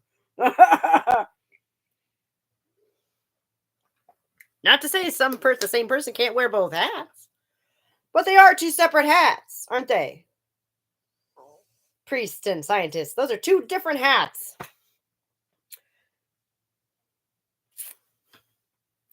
And considering, I mean, this is my bias talking, but like if you came of age in the 1970s, I'm going to automatically suspect everything you ever say. And I'm no longer sorry about it. I can't. There was something in the water. There was a lot of lead in the air. I don't know what it was. Sociology is a bit iffy as a science. It's not very hard at all. Right. Yeah. It's one of the things I like most about it, honestly. I'm having so much fun with the fact that psychology is in a total free fall right now, because that means that I'm probably as right as anybody else, and maybe even a little more so. Soch 101 was in my intro to vegetarian, sexism, racism, etc., and it wasn't a very unbiased class. I'll just. No, it doesn't sound like it probably was.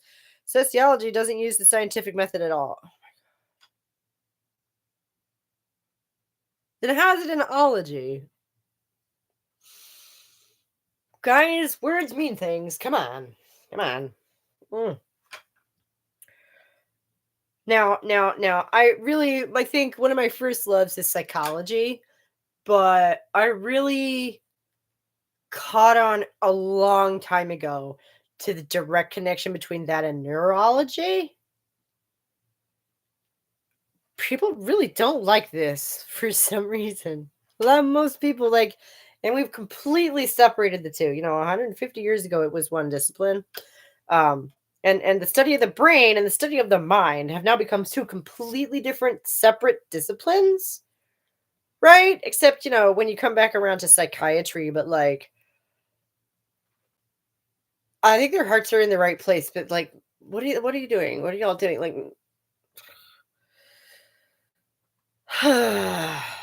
yeah. So,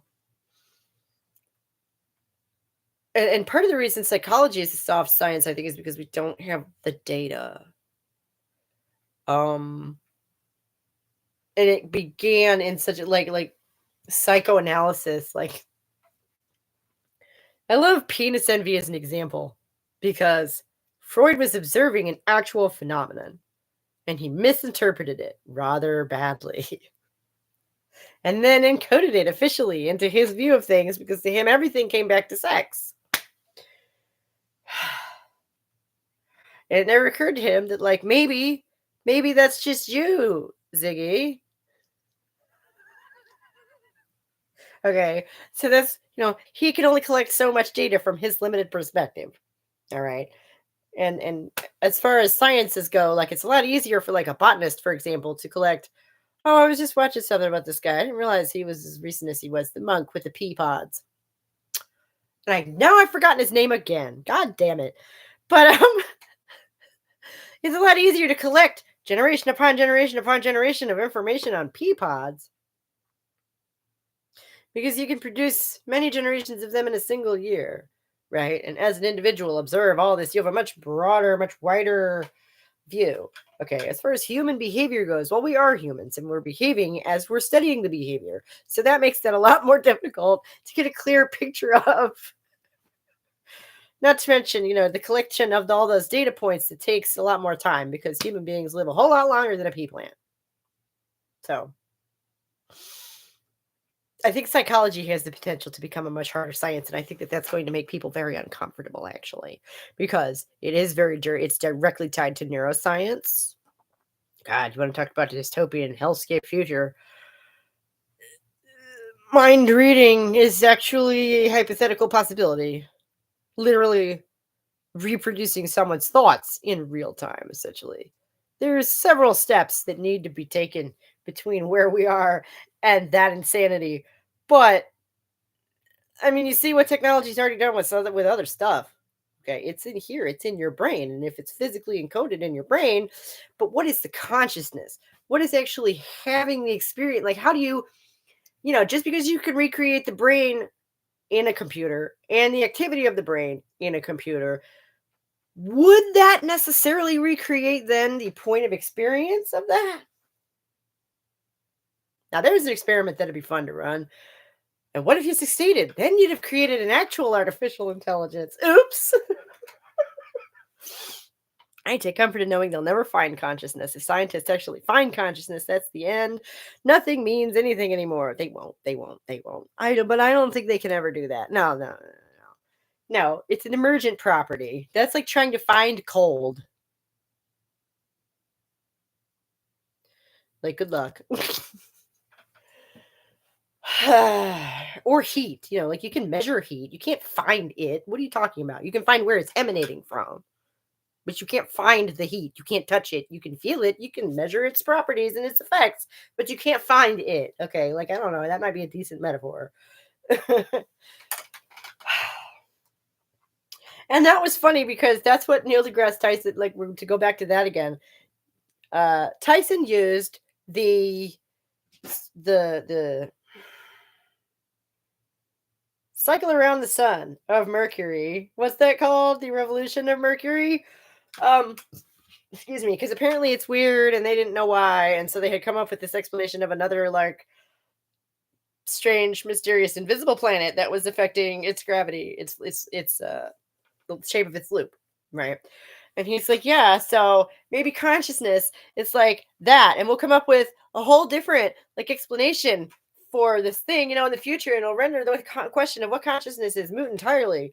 And dude in the video and the kid in the video, and this is the thing that I really felt he did add to this whole discussion, was he's like, no, you're mixing metaphors. Okay. Because in this metaphor of the revolution of Mercury, consciousness is not the weird mystery planet. Consciousness is the revolution of Mercury.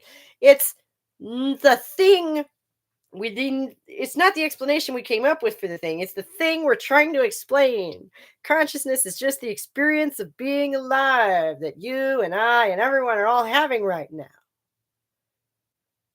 What exactly the fuck that is and how it works is what we're trying to explain, but it is a thing. It does exist.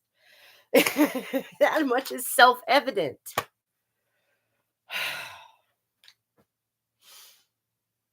Thanks. Yeah, I try. I'm thinking you have to think in metaphors sometimes when you get to like bigger concepts, because it's like juggling planets. You have to shrink them down.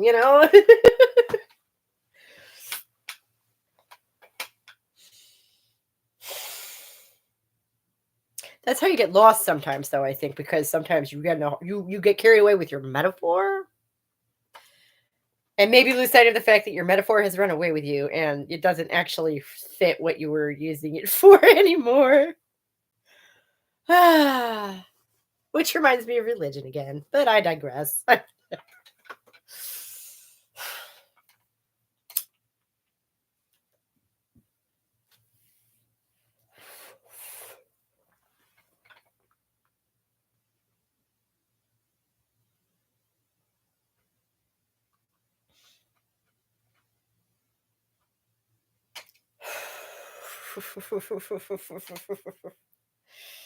Oh.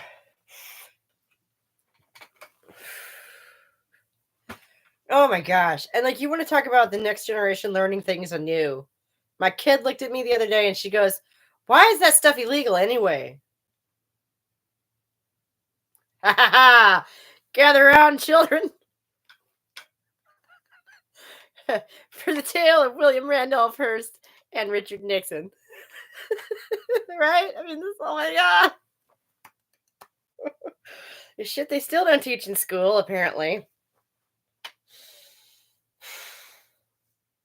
It's amazing what they do and don't teach in school.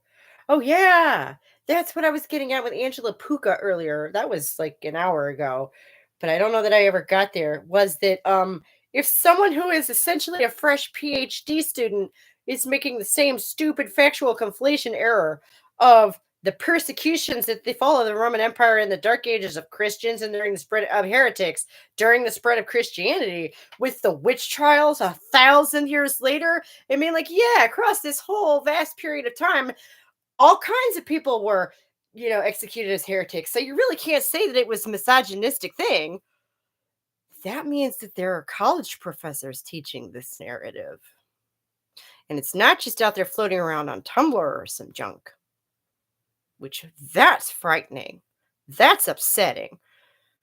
I think sociology should be mandatory in high school. Aren't you the one who just said sociology isn't a hard science? Doesn't use the scientific method at all? If not, then okay, my bad. You get a pass. But like, I don't disagree. I think before we go making things mandatory for young people, for young adults, I think we ought to put like tons of time and resources into developing them first. I have literally never, not once, had to use trigonometry since leaving high school, but I've lived in a society that I've needed to understand every single day since graduation. You know what? You make a solid point.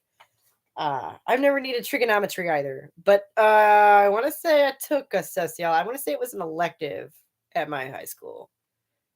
And, a social science elective? Yes, please. I was that kid. So, yeah, it's not a hard science, but it's still valuable. Literary studies are also aren't scientific, but they're, you know what? That's a good point. And I've actually been trying to get away. I can't believe I just did that. I've actually, it's a bad habit I need to break. I've actually been trying to get away from that thought process of like, just because you can't measure it doesn't mean it's not real. Right? I've had so many. I was, it's weird my background because on the one hand, my dad was a Wiccan priest. Okay, so there's that. And on the other hand, my mom was a computer engineer. So I kind of got both the woo and the hardcore atheist thing, like both. Okay, I have both of these things in my background. Does any wonder I'm bonkers? But like, I've seen so many times someone literally just hand wave stuff away because it cannot or has not been measured. Like, oh, come find me when they measure that. Like, wow, your parents gave you an amazing balance. You know what? That's like telling a bipolar person that it must even out in the wash. But thank you. That's great. They have been divorced since the 80s. I want to make that clear. This was not a couple. No, no, no. Like, I don't think that would have been possible. And them not being a couple after a certain amount of time made a lot of sense to me because they really didn't have a whole lot in common. You know. Uh And the funny thing is that there was actually a lot of overlap in their friend group all through the years. So there were a lot of like the geeks were also the witches, a lot of them. And a lot of the witches were also geeks. You would be amazed. And I'm not just talking Trekkies, although a lot of engineers are also Trekkies, would you believe? But this is sort of the general pool of people. And you'll notice that conservative Christian is not a part of any of that. So the fact that I ended up a married housewife with kids is like the most shocking thing in the world that ever could have possibly fucking happened to me. I'm telling you. Like, and I sure as shit didn't do it because I thought Jesus wanted me to.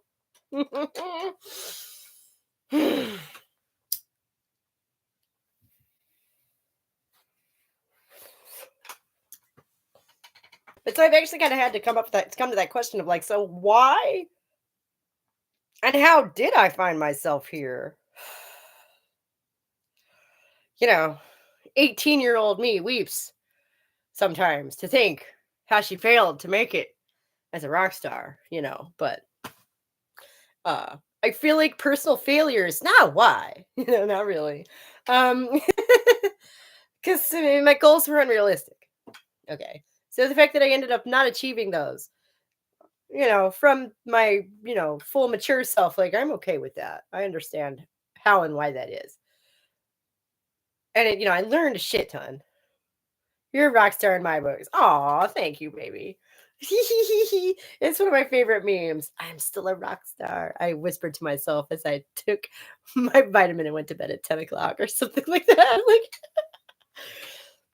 chat should request her to play and sing. Oh, God, no, not today. The guitar needs restrung. So, if anything, send money so I can restring my guitar and then maybe we'll talk or sing. Um, you're in the chat. You can request stuff yourself, I guess, right? Oh my gosh, but also we only have 10 more minutes, y'all. I really do want to get off here like right around 2 o'clock because they have other business to attend to, unfortunately. But this has gone so well. Thank you guys so much. What do you think? You want to do it next Wednesday again? Music stream when? Ha ha ha. We're married. My requests don't count. They do, just only half. Or is it a third? Something like that.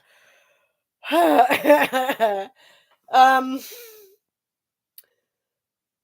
Music stream would be great. It's a bit off topic, it's a bit off brand. I don't have a bunch of like cool turf songs like Karen Davis does. I know a bunch of Beatles songs. I'll probably get copyright struck. I've loved all this discussion with you, especially because I'm clocked in right now. This is See, I had this inkling.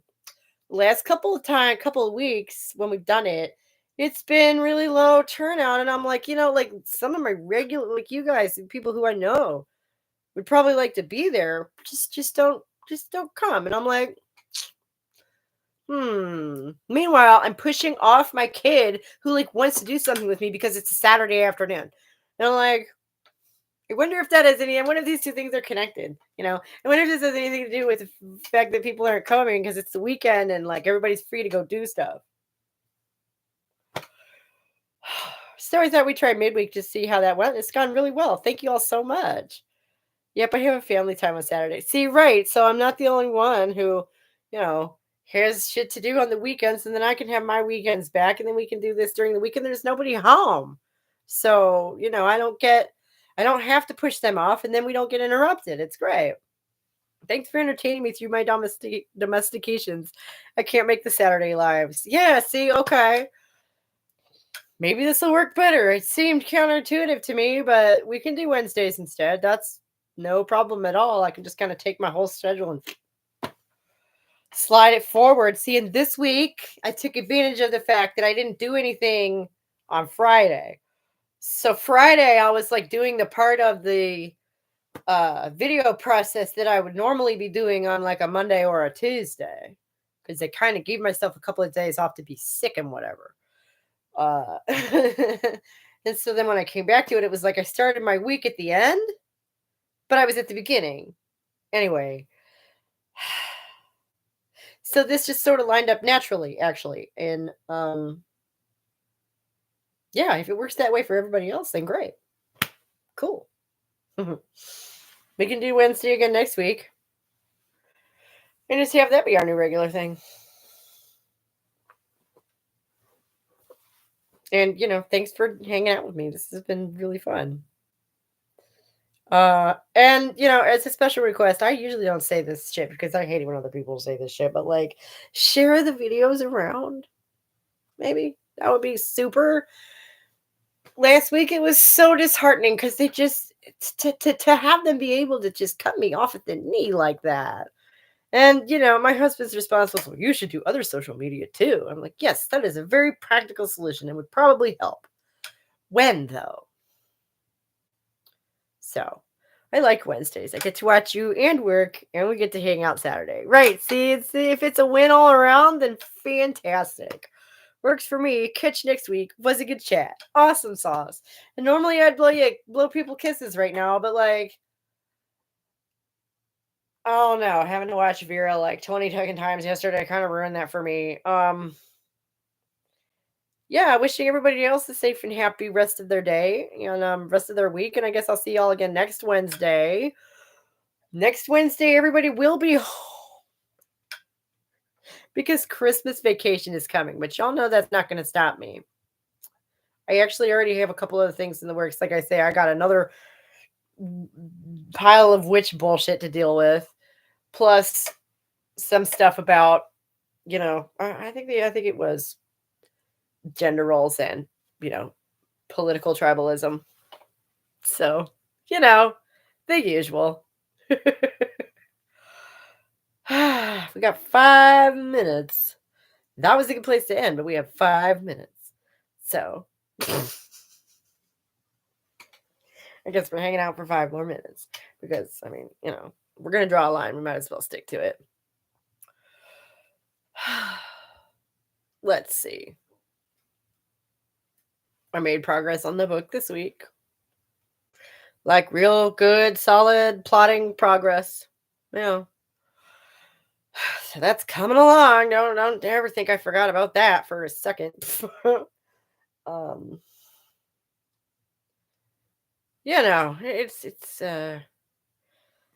know. But don't forget to like the stream. Yes, thank you. Thank you. Good point. Yeah. Please like and subscribe if you're not. Every little bit counts. My internet connection is shit in the islands today. Lost you for an hour. Thanks for the Wednesday video. Oh, an hour. Oh no. That's like a long time. Okay. Thanks for hanging out. Oh my gosh, I do. I normally blow people kisses because I don't know. I like to be affectionate when I'm happy and like fucking Vera. Fucking Vera, I'm telling you. Like, oh my god, that dude has a real name, one assumes, but I don't know what it is because I did not go and look that up because I don't know. I'm really just kind of leaning into the fact that I do not have time to properly cyber stalk people. I don't have time to do that shit. I don't have time to like delve deep into who these people are and what makes them tick and like all their history and stuff. I do the basic level of finding out who somebody is, where they're based, and what they do. Approximately how old they are, if that's not obvious.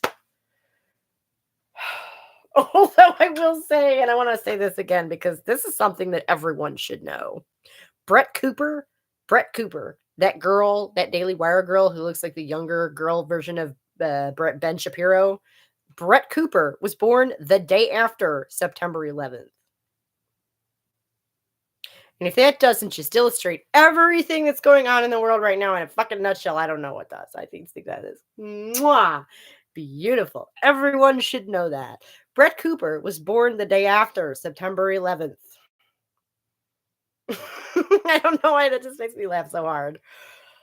It's sometimes it's like, all these waves come to a point and you're just like, wow, that is a thing of beauty. Mm.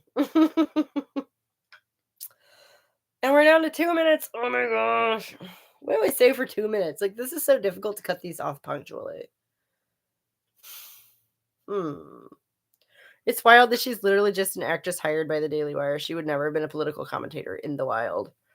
Well, I I don't take her political commentary seriously because it isn't. Anyway, it actually relieves me to know that she is an actress because they put her in a film. So maybe it'll be a decent film. Maybe she'll get a taste for being in front of the camera in a costume in that way and stick with that. That might be a good thing, right? For her and for everyone involved, which I guess is all of us, really. Yay. But like I can't even imagine the perspective. I mean, I can. Like I say, I literally have kids who aren't that much younger than her. But what a difference in perspective that must be. I was old enough to drive on September 11th. Yeah. Yeah. So, not only do I remember it, I was like basically grown at the time. So, yeah, this is a difference in perspective of the passage of the last few days. I don't know. I don't know. Perspective is something that I think is really I keep coming back to that concept of perspective. I'm going to say this and then I'm going to go because it's going to be long enough to fill at least a minute. Which is, what you're saying about consciousness and how it is like ethereal, essentially. It's an emergent property like heat where you can measure it, but you can't find it. You can't deny it, but you're not going to locate it. It emanates from something, but in itself, you can't like find the heat, right? That's not how that works. And so but what is consciousness is the experience of being alive, right? It is your perspective, right? So when we talk about perspective, that is the location of your consciousness in like, I mean, now we're getting esoteric because we're talking about some sort of a mental space-time field of something. I don't know. But like, so perspective is important, I guess is what I'm saying. And there's no getting around it because it is literally how your consciousness interfaces with the world. uh, and on that note, I'm going to go because I have to go and do, well, personal stuff, if you must know. So, everybody have a good week. Bye bye. Please share the video around and, help us build up our little community here because this is so much fun. And the more the merrier. Okay, so Wednesday next week. I'll see y'all next week on a Wednesday. Bye bye.